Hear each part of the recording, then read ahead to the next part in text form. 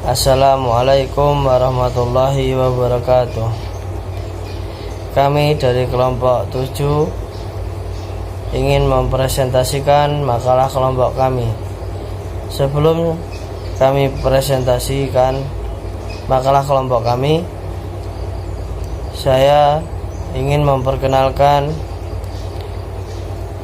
teman-teman dari kelompok kami. Yang pertama dengan saya sendiri, Abdurrahman, dengan NIM 206-2044. Yang kedua, Arif Wicaksono dengan NIM 206-2065. Yang ketiga, Asa Satmika dengan NIM 206-2066.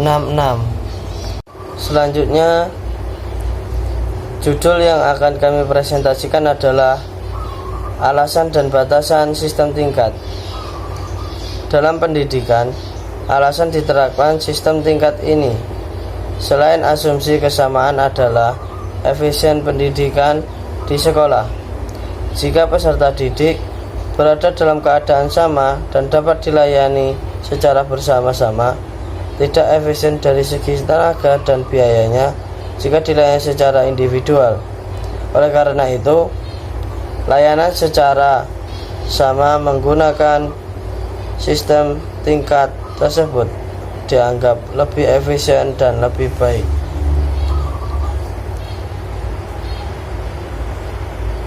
Selanjutnya, kemudian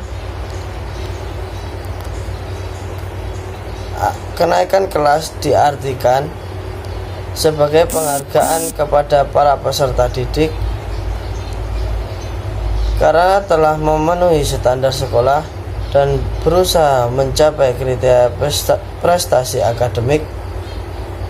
Nilai yang didapat itulah yang akan menjadi patokan dan pertimbangan kenaikan kelas.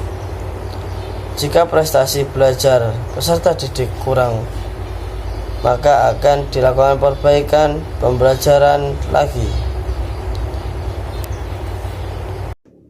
Yang kedua adalah pertimbangan kenaikan tingkat. Sebelum peserta didik dinyatakan lulus, maka harus memenuhi kriteria sebagai berikut. Yang pertama, dari seluruh mata pelajaran memperoleh nilai minimal 70 aspek kognitif dan psikomotor, sedangkan aspek afektif memperoleh kriteria yang baik.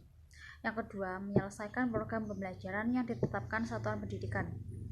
Ada 1 tahun dan 1 tahun ada 2 semester. Yang ketiga, dinyatakan lulus ujian sekolah pada setiap mata pelajaran. Selain ujian ulangan harian, selama setahun peserta didik akan melakukan ujian sekolah selama 2 kali. Setiap 1 semester dilakukan UTS dan 2 semester dilakukan UAS. Yang keempat adalah dinyatakan lulus ujian nasional. Yang keempat adalah kelebihan sistem tingkat. Yang pertama, sebagai alat untuk penilaian belajar peserta didik, yaitu untuk memacu peserta didik agar lebih meningkatkan belajarnya. Yang kedua, lebih memaksimalkan tujuan dengan meminimalisir pengeluaran sumber daya, karena pembelajaran sistem tingkat berbentuk klasikal. Yang kedua, tumbuhnya rasa sosial dan setiap peserta didik. Yang keempat adalah modal administrasi lebih mudah, karena jika ada pada 1 tingkat dan 1 program pendidikan, maka biaya administrasi juga sama. Peserta didik yang memiliki nilai belajar di atas rata-rata harus menunggu peserta didik lain yang kemampuan belajarnya di bawah rata-rata minimal dan sebaliknya. Yang ketiga, kurang adanya kompetensi di antara peserta didik karena adanya solidaritas di antara peserta didik. Yang keempat, sistem tingkat hanya menguntungkan sebelah pihak. Yang kelima, peserta didik yang memiliki kemampuan belajar tinggi harus menunggu peserta didik lain yang kemampuan belajarnya lama dalam pemahaman materi. Selanjutnya, dengan adanya sistem tingkat tidak melatih peserta didik menanamkan sifat kemandirian. Dan yang terakhir, dengan sistem tingkat kenaikan kelas, ada beberapa guru yang menyalahgunakan hal tersebut dengan cara meminimalkan jumlah peserta didik yang tidak naik kelas dengan cara yang tidak jujur. Dan pembahasan terakhir yaitu sebab-sebab peserta didik tidak naik kelas. Ada 2 faktor yang menyebabkan peserta didik tidak naik kelas. Yang pertama faktor internal dan yang kedua faktor eksternal. Faktor internal meliputi 1. Kesehatan peserta didik, 2. Kurangnya minat peserta didik dalam belajar, dan ketiga, kurangnya kemampuan peserta didik dalam belajar. Sedangkan faktor eksternal meliputi 1.